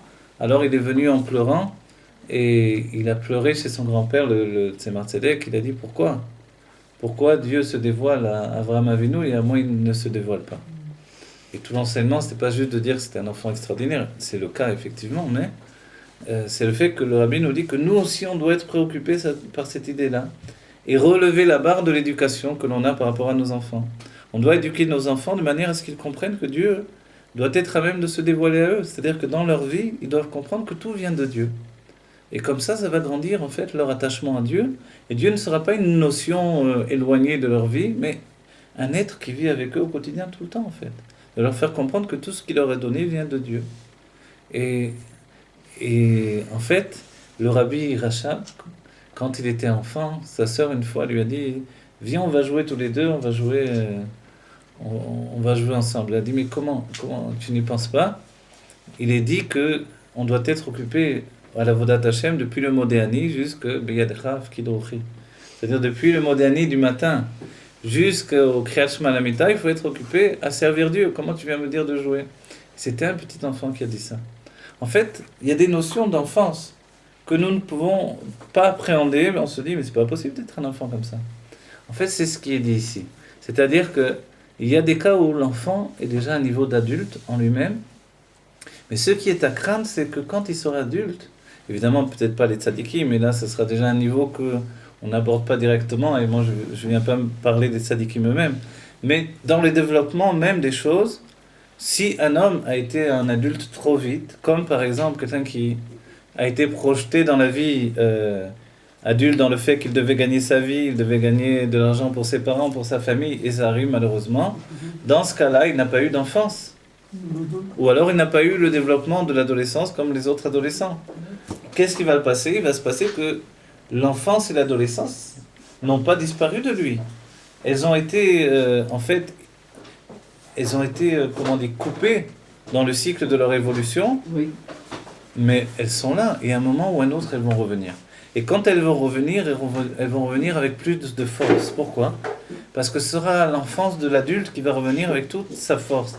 Et c'est comme ça qu'un être, à l'âge de 40 ans, ou plus tard, 30 ans, 20 ans, 40 ans, 60 ans même peut-être, homme ou femme, il va avoir une remise en question totale. Ce que l'on appelle habituellement une crise d'adolescence. Et il y a deux sortes de crises d'adolescence, celle qui fait que l'on se replie sur soi-même ou celle qui fait que l'on casse tout à l'extérieur. Vous voyez? La pnimi ou la chitsoni, l'intérieur ou l'extérieur. D'accord? Alors tout ça on a construit. Si vous remarquez bien, on a mis en place quand même pas mal d'éléments qui sont reliés au sujet qu'on a mis en place. Il y a le sujet donc de grandir, mais il y a aussi le fait de l'action, il y a les sentiments, et puis il y a l'intellect. Il y a l'enfance, il y a l'adolescence et l'âge adulte. Le plus mystérieux des trois niveaux, c'est l'adolescence. Pourquoi? Parce que si vous tapez par exemple sur Internet, Google, vous tapez adolescence, et vous commencez à rentrer là-dedans dans les sujets de psychologie, vous verrez que l'adolescence n'est pas forcément un sujet extrêmement défini. Il est écrit par exemple qu'il y a des pays où l'adolescence est plus courte que dans d'autres pays. Dans le monde moderne actuel, où justement il y a le cinéma, il y a toutes sortes de choses qui prolongent l'adolescence. Si bien que les adultes vont voir des films qui, dans d'autres époques, auraient été relégués pour les petits-enfants. Mais aujourd'hui, tout le monde est un peu adolescent. Et vous voyez, dans le monde même de la musique, On voit des chanteurs qui sont des adolescents éternels. Et dans le monde du judaïsme, on n'est pas exempt. Ah ouais, si vous voulez. Dans le monde, effectivement, dans le monde du judaïsme, on n'est pas exempt de cette situation-là. Est-ce que c'est bien, est-ce que c'est pas bien? Dans la définition de la Torah, l'adolescence va s'arrêter au moment du mariage. Normalement, je parle. La chose doit s'arrêter là. Normalement. Oui, c'est bien. Elle doit s'arrêter au moment du mariage et là doit commencer la période de l'homme adulte. Pourquoi l'homme adulte commence avec le mariage? Parce que l'adulte, c'est celui qui est capable de se confronter chaque jour à l'autre que lui-même. Un adolescent, c'est celui qui fuit le problème, celui qui fuit les responsabilités, qui se fuit lui-même en réalité. Dans l'âge adulte, on nous demande d'arrêter de nous fuir et il faut se rencontrer. Pour se rencontrer, il faut rencontrer l'autre également. Vous voyez? C'est comme quelqu'un qui va aller chercher un travail, on lui dit d'accord, vous savez, dans les mondes modernes maintenant, on s'assoit en face, d'accord, expliquez-moi qui vous êtes. Alors là, c'est très dur de dire qui je suis, bon, je suis... alors des fois, on a envie de dire, voilà, j'ai fait ça. Non, je veux savoir qui vous êtes. Si cette question, on va dire qui je suis, qu'est-ce que ça veut dire qui je suis? On sait ce qu'on a fait, on ne sait pas toujours qui je suis. Qu'est-ce que ça veut dire qui je suis? C'est difficile à dire qui je suis. Alors bon, et la personne, quand on lui demande qui tu es, ça fait beaucoup réfléchir, vous voyez, qui je suis vraiment. Qui je suis, on va dire, bon, je suis religieux. Alors la personne me dit, bon, d'accord. Si on parle de moi, bon, tiens, un chapeau, des lunettes, une barbe, il y en a plein comme toi. Mais à part ça, tu sais quoi? Je ne sais plus quoi dire en vérité. En fait, cette question, qui je suis, c'est une grande question. Et c'est la question que se pose l'adolescent. Et quand l'adulte n'est pas capable de répondre à cette question, il se rend compte que finalement, il n'a pas terminé la période de son adolescence. S'il n'est pas capable de définir exactement qui il est.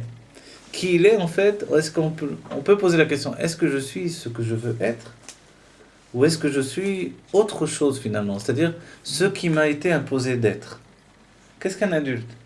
Cette grande question, vous savez, elle est en fait un traumatisme chez l'adolescent.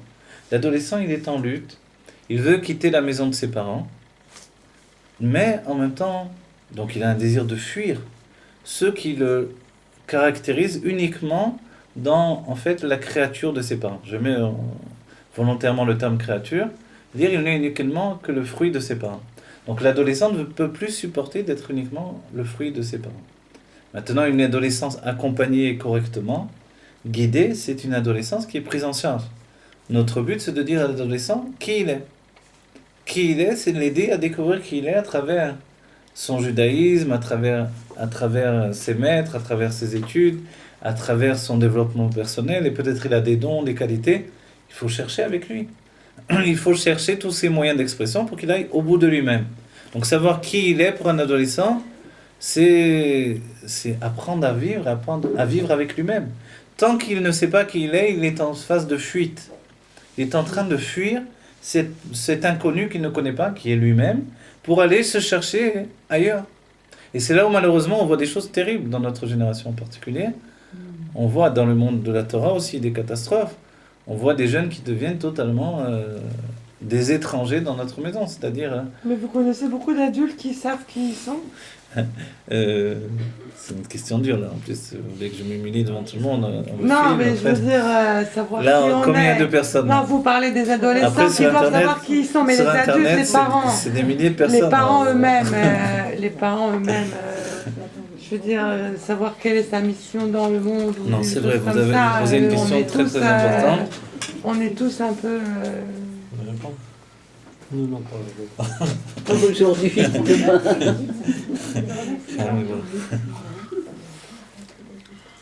Non, en vérité, je veux dire, la vérité, c'est vrai que l'on doit découvrir qui nous sommes. C'est vrai que, on va dire, des hommes qui sont des écrivains ou des choses comme ça, c'est plus facile de trouver qui il est, dans le sens où peut-être qu'il s'est penché un jour ou l'autre à dire je vais écrire un peu sur moi-même. Dans ce cas-là, il va plus chercher à savoir qui il est. Mais pour vous répondre simplement, je ne peux pas savoir qui je suis tant que je n'ai pas cherché à définir qui j'étais. C'est-à-dire que si je ne me suis pas tenu en face de moi-même pour découvrir qui j'étais, je ne peux pas savoir qui je suis. C'est-à-dire qu'en réalité, la plupart du temps, on ne sait pas qui... Je ne sais pas qui je suis. Pourquoi? C'est ce que je vous dis. Alors comment vous voulez que les enfants ils sachent? C'est nous-mêmes, on ne sait pas. Ah, bien nous, on doit leur apprendre à savoir qui ils sont. Je vais vous dire ce que... Les enfants sont purs et ils savent mieux que les adultes. Ça, c'est vrai aussi. Vous verrez que c'est vrai que l'enfant a beaucoup plus de force Tout à fait. d'affirmer qui il est que Oui. nous-mêmes. Vous voyez De- Mais c'est Ouais. vrai qu'il faut le confronter aussi à ça. C'est-à-dire qu'un enfant qui ne cherche que vivre une vie de plaisir sans aucune loi, alors il faut le confronter à ça, il faut lui donner, il ne se rend pas compte qu'il est en train de se détruire parce que s'il n'y a aucune loi, alors lui non plus, il n'est pas protégé du tout. Mais il ne sait pas encore qu'il n'est pas protégé. Ce qu'il cherche, c'est à dépasser, sortir des barrières de l'enfermement qui vont le définir. Mais comme il ne sait pas qui il est, il ne sait pas où se retenir. Je vais vous donner un exemple simple. Dans l'enfance, c'est le moment des barrières en fait. C'est le moment où on va donner à l'enfant l'équilibre de savoir ce qui doit se faire, ce qui ne doit pas se faire. D'accord ? Quand on arrive à l'adolescence, normalement, on a déjà installé les règles de ce qui se fait, de ce Parce qui ne se qu'après, on fait peut pas. plus rien dire. Voilà. Maintenant, l'adolescent, voilà. L'adolescent, Et des fois, même si tu dis, Ah. ça va rien dire. Oui, c'est ce que je dis. Hein. vous savez que l'adolescent, il y a une grande difficulté, c'est que si on frappe un enfant, c'est un dernier recours de frapper, sachez bien. Non, on peut pas. ils C'est-à-dire, sont grands. voilà, le dernier recours de tout, c'est de frapper. Auparavant, il y a tous les stades qui précèdent avec toutes les... On ne peut pas frapper. Normalement, Pas. frapper, c'est vraiment que j'ai perdu tous mes moyens, donc j'ai déjà échoué dans l'éducation. Oui. Où il y aura vraiment dans des situations extrêmes, etc., où vraiment il faut le faire, alors. Mais autrement, il est évident que l'éducation, c'est autre chose que ça. L'éducation, c'est tout une construction, on va guider l'enfant pour qu'il devienne ce qu'il doit devenir. Mais une fois qu'on a bien compris qui est cet enfant, on doit le diriger vers son chemin à lui. Il y a un enseignement qui est donné, on le verra dans l'introduction du second livre du Tanya, il est écrit que dirige l'enfant sur sa voie, et lorsqu'il sera grand, il ne se détournera pas de sa voie. D'accord ? Et en fait, la question même posée par l'Admorazaken, c'est si on dit sur sa voie, ça veut dire que ce n'est pas la bonne voie forcément. Mais pourquoi ensuite il ne devra pas s'en détourner ? En fait, toutes ces questions-là, même si directement je ne réponds pas à ces points-là, comme l'Admorazaken, en fait, qu'est-ce que c'est la voie que l'on doit suivre et de laquelle on ne doit pas se détourner ? Si c'est ma voie à moi, forcément, l'enfant, on a dit du départ, il veut... Quand on l'a comparé, on a dit on le compare à l'âme animale. L'âme animale, elle ne veut uniquement que Ce monde. voilà, ce monde et les plaisirs. Pourquoi elle s'appelle âme animale ? Parce que c'est une âme qui a été, on va dire, totalement achetée par les plaisirs du corps. Une âme, c'est du désir, sachez. L'âme animale, c'est le Tzemar Tzedek qui va donner cette définition. Le troisième rabbi de Lubavitch, il va dire l'âme animale, et nous avons tous une âme animale, à part les tzadikim, l'âme animale, c'est un désir d'avoir du plaisir. Réfléchissez bien. J'ai du désir de quoi ? D'avoir du plaisir. Un jour, j'ai cherché une définition de l'âme intellectuelle. Quand on arrive à l'adolescence, se dévoile ce qui s'appelle l'âme intellectuelle. L'âme intellectuelle, c'est le début du da'at. C'est-à-dire que désormais, ce n'est plus uniquement la course au plaisir immédiat, il y a aussi ce qui s'installe en nous, qui devient le da'at, la construction d'un être. Et c'est là où il se pose des tas de questions. Qui je suis réellement ? Vous savez, on dit que dans le fait de faire tchouva, un être peut faire toutes les mitzvot juste parce que son père lui a appris à faire les mitzvot. Vous voyez ? Mais à un moment, il doit se remettre en question. Parce que sinon, ça s'appelle mitzvat anashim, c'est simplement un automatisme, c'est une machine, vous voyez ? Voilà, un robot, je fais les mitzvot. Et quelquefois, c'est vrai, dans notre génération en particulier, on le voit. Les gens prient comme des TGV, ils font toutes choses, ils mettent les tefilines comme on fait du nunchaku, tout est c'est vrai, c'est très impressionnant finalement. Et quand on essaie juste un petit peu de faire des efforts, de lire ce qui est écrit, on se confronte à tout le monde en fait. C'est difficile. Moi, il m'est arrivé un jour, je vais vous dire, il n'y a pas longtemps en fait, quand on a étudié la Nefesh Hashenit chez Bayehoudi, la seconde âme du juif, c'est l'âme divine. Vous savez que c'est ce qui est écrit dans le Sefer HaTanya. Dans le Sefer HaTanya, donc le Sefer HaTanya, il est appelé la Torah écrite de la Chassidoute, et quoique chaque Rebbe ait au moins une vingtaine de livres, on revient toujours au Sefer HaTanya, puisqu'il est le commencement, il contient tous les enseignements de la Chassidoute. Chabad et en général. Et dans le Sefer HaTanya, il est dit qu'il y a le deuxième chapitre qui dit « Et la deuxième âme du juif, c'est l'âme divine. La première, c'est l'âme animale, et la deuxième, c'est l'âme divine. » Et il est arrivé, il n'y a pas longtemps, on a recommencé le Tanya, et le matin, avant la prière, Tout simplement, comme tout le monde, enfin comme ceux qui le font, j'ai étudié mon Tanya du jour avant la Tfila, et j'ai étudié la seconde âme du juif, c'est l'âme divine. Et tout à coup, je sais pas, ça m'a touché. Je sais pas pourquoi, je saurais pas dire. Quoi qu'il en soit, ça m'a touché. Quand j'ai étudié ça juste avant la Tfila, c'est comme si mon âme, elle s'était mise à briller. Et je me suis retrouvé dans un minyan où j'étais le 10e. Et alors, j'ai pris avec les autres, mais les autres, c'était des fusées atomiques. Et moi, j'avais une petite 2 chevaux qui allait pas très vite. À cause du fait que j'avais lu, déjà, je vais pas très très vite comme les autres, mais là, en qui plus sait, j'avais lu ce passage que ça m'avait touché. Je sais pas expliquer la chose. Mais d'une certaine manière, j'ai commencé à ressentir ma tefila. Quand j'ai lu ce verset-là du Tanya, cette phrase du Tanya, ça m'a touché. Je me suis dit, pourquoi hein. En fait, je ne sais plus trop ce que je me suis dit pour dire la vérité, mais ça m'a touché. C'est bien que ma tefila, elle était ressentie. Et comme ma tefila était ressentie et que j'étais le 10e du minyan, ça a créé un gros problème. C'est que les autres étaient en train de courir et arrivé au moment où ils avaient besoin du 10e, alors tout le monde me faisait comme ça, on passait, on tournait autour de moi, on regardait où j'en étais. Et moi, alors j'essayais de faire un peu vite, mais en même temps, malgré moi, j'arrivais pas à aller vite parce que ça m'avait touché. Mon âme, c'était comme mise à briller. Et en fait, c'est ça. La deuxième âme du juif, c'est quoi? C'est cette âme qui est là en nous. Mais en fait, et pourquoi elle s'appelle la deuxième âme? C'est ça qui est extraordinaire. Vous voyez? Quand on lit le Tanya, la première fois, on se pose la question. Pourquoi la première âme qu'il y a dans le juif, c'est l'âme animale, et la deuxième, c'est l'âme divine? On pourrait dire au contraire, on est un être divin, on vient dans ce monde, dans la matérialité du monde, donc la première, c'est l'âme divine. Non, en fait, quand on vient au monde, on s'est tellement habitué à avoir ce qui s'appelle un désir d'avoir du plaisir, que c'est devenu un réflexe. L'enfant, nous-mêmes, on l'habitue comme ça. Il faut qu'il mange, alors on l'habitue, tiens, attrape ça, tiens, goûte ça, tiens, prends ça. Et petit à petit, il s'habitue. Il quitte le monde du plaisir absolu, qui était un plaisir divin, pour venir dans le plaisir de raccommodage, qui est le plaisir du monde. En hébreu, on dira le plaisir murkav, ta'anoug murkav. C'est-à-dire que c'est plus un ta'anoug pashut. Pashut, c'est simple. La simplicité, c'est quelque chose qui n'est pas au pluriel, c'est un état absolu. Et en vérité, en nous, on porte au-dedans de nous un plaisir absolu. Le plaisir, curieusement, parce qu'on est habitué à un plaisir murkav, donc un plaisir attaché à un autre élément, c'est-à-dire je prends quelque chose qui va me donner du plaisir, et après je connais le plaisir de cette chose, donc j'ai un désir d'avoir cette chose-là.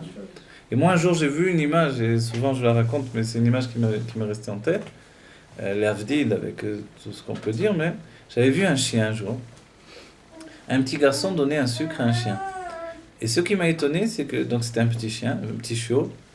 Le chiot est venu, et l'enfant lui donnait un sucre, et l'enfant s'est approché très méfiant du sucre, qui était un morceau de sucre blanc, la française, comme ça. Et le chiot était très méfiant. Qu'est-ce que c'est ce truc-là? On voyait à sa tête comme ça. Il a senti, il a pris délicatement, c'était très spécial de voir, il a pris délicatement avec ses dents, il a posé à côté de lui. Il a touché avec sa patte, après il a léché. Une fois qu'il a léché, il a commencé à être intéressé, il a goûté, il a mangé le sucre, il est revenu redemander au chien. Et là, j'ai vu automatiquement ce qui s'est passé. C'est que dans le chien, il n'y avait pas de désir d'avoir du sucre parce qu'il ne connaissait pas ce que c'était. Voilà. Donc en fait, il a eu le désir d'avoir du sucre une fois qu'il avait goûté le sucre. Donc en fait, c'est ce qu'on connaît nous aussi. Bien sûr. Un enfant mange ta soupe, il ne veut pas. Oui. Qu'est-ce qu'on se dit? Il ne connaît pas, donc c'est pour ça qu'il ne veut pas. Oui. Donc on apprend, même du chocolat au départ, il se méfie, qu'est-ce que c'est ce truc-là? Il goûte, après, c'est bon, alors ça l'intéresse. Et en fait, on est comme ça tous. Oui. Donc c'est le plaisir et le désir qu'on connaît. Parce qu'on a eu du plaisir, on a un désir de cette chose-là. Mais en réalité, ce que l'on apprend dans les livres de Kabbalah et de Chassidut, c'est que le plaisir originel que l'on porte en nous, il n'a pas de cause, il n'a pas d'effet. Il est un état permanent. Et c'est l'âme elle-même. Si bien que les tzadikim sont devenus indépendants du plaisir du monde.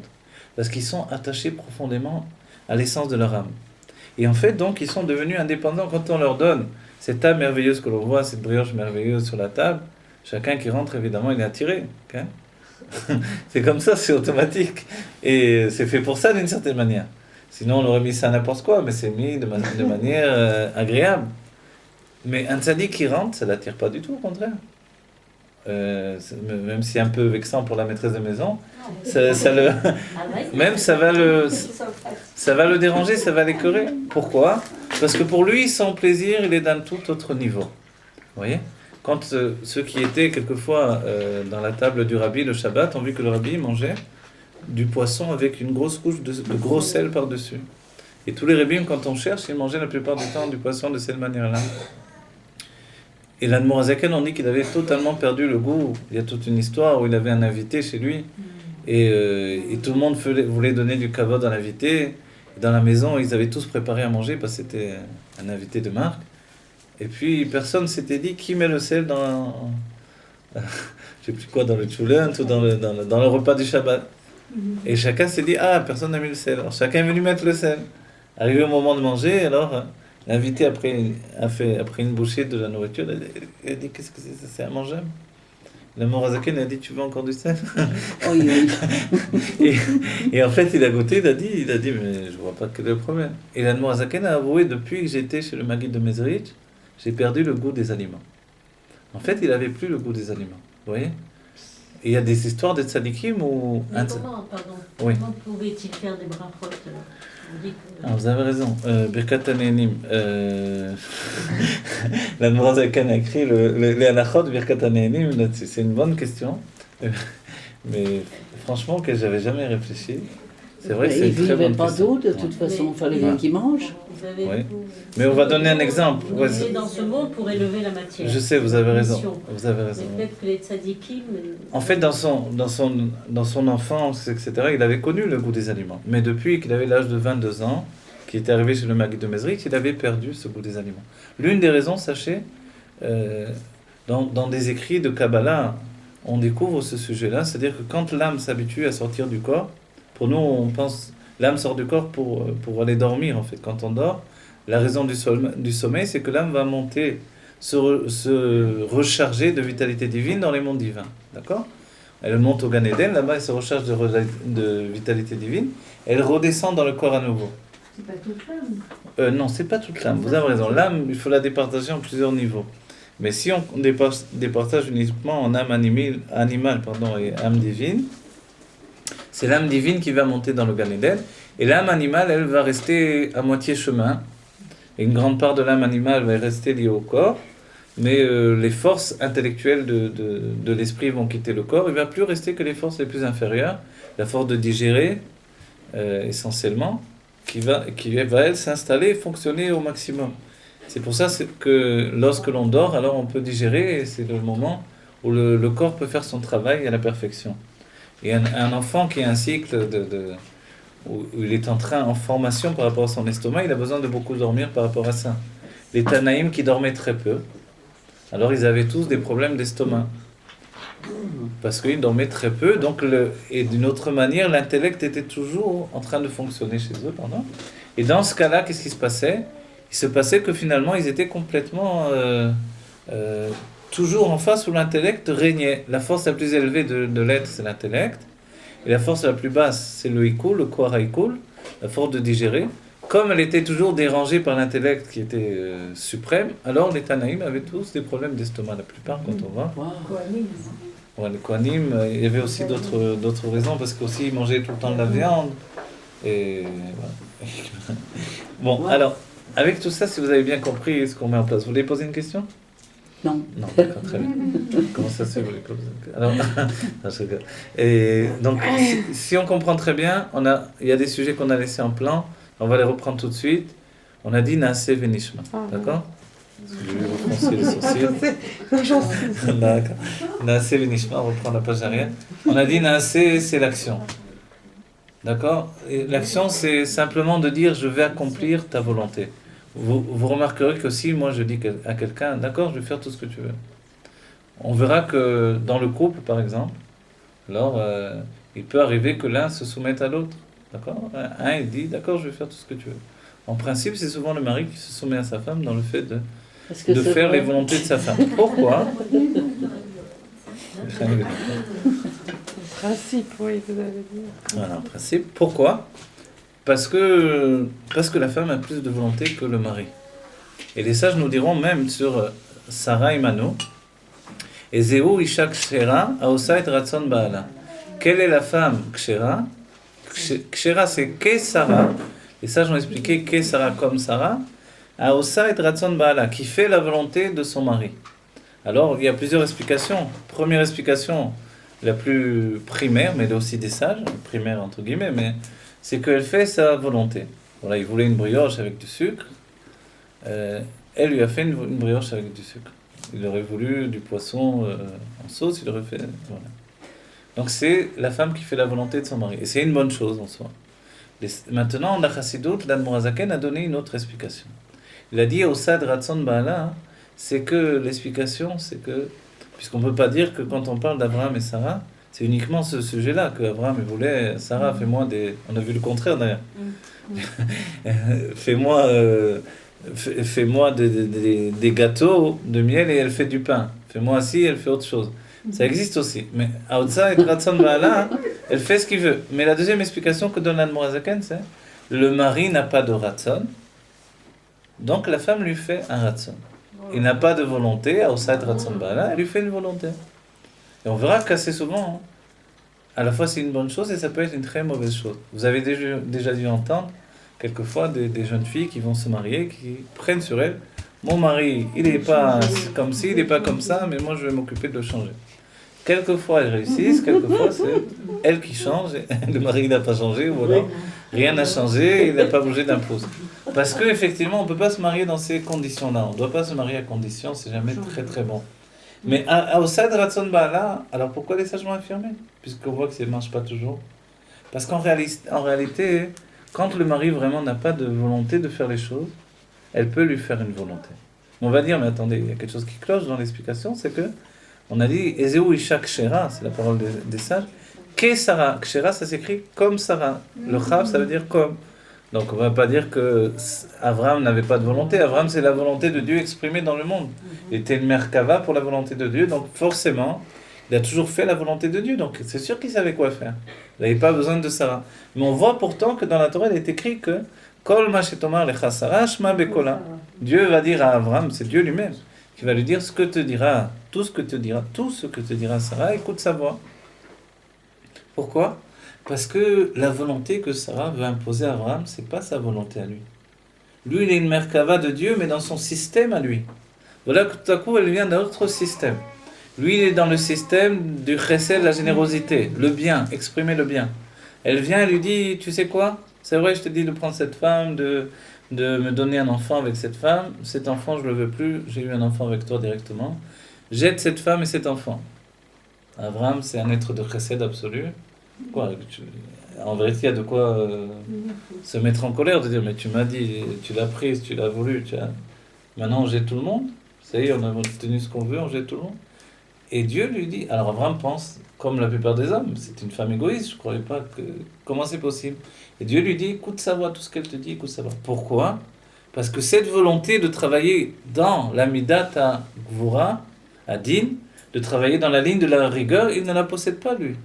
Lui, naturellement, il travaille dans sa ligne à lui d'expression, qui est la ligne de la générosité. Elle lui dit de travailler dans la ligne de la rigueur, il pense que ce n'est pas son travail. Et Dieu lui dit, oui, tu dois l'écouter, parce que c'est pour ça que tu as une femme à tes côtés. L'Admor HaZaken ira jusqu'au bout de cette explication-là. Oui. Mais si Hachem ne l'avait pas dit, il n'aurait pas fait alors. Alors non, parce qu'il pensait que c'était pas quelque chose de bien. Imaginez-vous, dans la situation d'Abraham, vous aurez dit, c'est une femme égoïste finalement. Elle m'a dit, prends ma servante, fais-moi un enfant avec ma servante. J'ai fait un enfant. Dieu lui donne le mérite d'avoir un enfant d'elle-même. Maintenant, jette la servante et l'enfant. Qu'est-ce que vous avez pensé à ta place? Parce qu'elle avait vilain, parce qu'elle voyait ce qui se passait avec Ishmaël. Alors oui, il y avait beaucoup de choses. Elle voyait ce qui se passait avec Ishmaël, que Ishmaël tournait très mal et qu'il voulait tuer Yitzhak, c'est vrai. Elle lui a dit, mon enfant ne doit pas grandir avec cet enfant-là, c'est vrai. Elle voyait en fait plus que ça, elle voyait vraiment Ishmaël dans toutes les générations et ce qui serait. Mais quoi qu'il en soit, dans le pshat des choses, comme ensuite, quand les anges vont venir accuser Ishmaël, Dieu va dire aux anges, allez secourir Ishmaël et sa mère. Les anges vont dire, mais dans les siècles futurs, il va faire beaucoup de mal au peuple juif. Et Dieu lui a dit, regardez-le maintenant, il est innocent ou il est coupable? Il dit, il est innocent, c'est un enfant. On dit alors allez, sauvez-le. Vous voyez, en fait, chaque chose en son temps, malheureusement. Tout à fait, malheureusement. On ne peut pas juger Tous les quelqu'un. problèmes viennent de là. Voilà, il y a Tous les aujourd'hui problèmes d'aujourd'hui. des psychologues Tout à fait. qui commencent à penser dans l'idée de si on prendrait des gens qui sont dangereux à l'avance en imaginant, déjà en analysant, Oui. attendez, on ne peut pas fonctionner comme ça. Maintenant, la personne est innocente, on vit avec cette personne innocente. Le moment où elle aura mal tourné, il faudra s'en occuper. On va essayer de faire en sorte que tout aille bien. Mais ça, c'est donner une bonne éducation à tout le monde, en fait. Oui. Mais non pas tuer, c'est comme si on va tuer un enfant parce qu'on a vu que dans le futur, il va être quelqu'un de dangereux. Il n'est pas dangereux pour l'instant, on doit le... Vous voyez ? Donc, dans le même état d'esprit. Maintenant, pourquoi la situation, l'esprit des sages dans tout ça, c'est ce que dit l'Admorazaken. Donc, Aosait Ratson Ba'ala, c'est la première explication. C'est dans le sens où Avram n'avait pas la même volonté qu'elle voulait. Mais en fait, l'idée même, c'est que il y a chez la femme une qualité de voir une volonté cachée chez l'homme. Là, il y a des explications du Rav Gisbourg sur ces explications-là même de l'Admorazaken, et qui dit qu'il y a dans la femme une qualité de découvrir des états cachés de l'âme de l'homme. Elle est capable d'exprimer en lui des choses tellement cachées que lui-même il ne connaît pas. D'abord, elle exprime des choses en lui qu'il connaissait et qu'il avait oubliées. Et ensuite, elle atteint des états de son être qu'il ne connaît pas du tout de lui-même. Mais en fait, tout ça, c'est tellement, on va dire, approximatif comme étude que c'est très difficile d'aller jusqu'au bout véritablement de tout ça. Mais il y a quand même des explications. C'est-à-dire que la femme, elle doit non seulement s'occuper de ses enfants adolescents, savoir ce qu'ils sont, mais en plus de son mari, savoir aussi qui il est. Et Bokertov, bien sûr. Bokertov. Non, je rigole, mais bien sûr que d'abord son mari, après les enfants, parce que normalement dans l'ordre des choses, il y a d'abord le mari. Pour au moins les premières années, les premiers mois de vie, elle vit avec le mari, ensuite viennent les enfants. Non, c'est-à-dire que le couple, c'est un couple, c'est-à-dire c'est une association pour vivre mieux. Pour vivre mieux, c'est aussi apprendre à vivre l'un avec l'autre, et apprendre à grandir l'un avec l'autre. Ce que l'on a dit jusqu'à présent, le fait de passer de tous les stades, de Ibour, Yanika, Vemochin, de l'enfance, l'adolescence et l'adulte, c'est aussi dans le couple. Le couple se marie, Mazel Tov, etc. Il y a la choupa. La choupa représente le ventre de la mère. Ils sortent de la choupa. Ça y est, ils sont venus au monde. Maintenant, ils vont rentrer dans leur maison. C'est le Cheder Yichud. Pourquoi ça s'appelle le Cheder Yichud ? C'est pas un cheder de yichud, je traduis, ça veut dire, c'est pas une pièce d'union, c'est une pièce union. Vous voyez le terme, cheder yichud. C'est-à-dire que la pièce même, elle fait l'union. C'est-à-dire qu'en termes simples, ils n'ont pas besoin de s'unir dans cette pièce pour être unis. C'est la pièce même qui génère l'union. C'est-à-dire, dès le moment, on a vu qu'il n'y avait personne d'autre dans la pièce, et ils sont enfermés à clé pour la première fois tous les deux dans cette pièce, alors cette pièce fait qu'ils sont unis. Vous voyez ? Donc c'est la pièce qui génère l'union. C'est pour ça que l'on dit quand on rentre chez un rabbi, chez le rabbi de quelle que soit la génération, ça s'appelle une yechidout. Et yechidout, c'est lié à la yechida chez Banefesh. Le côté unique, le plus profond de notre âme.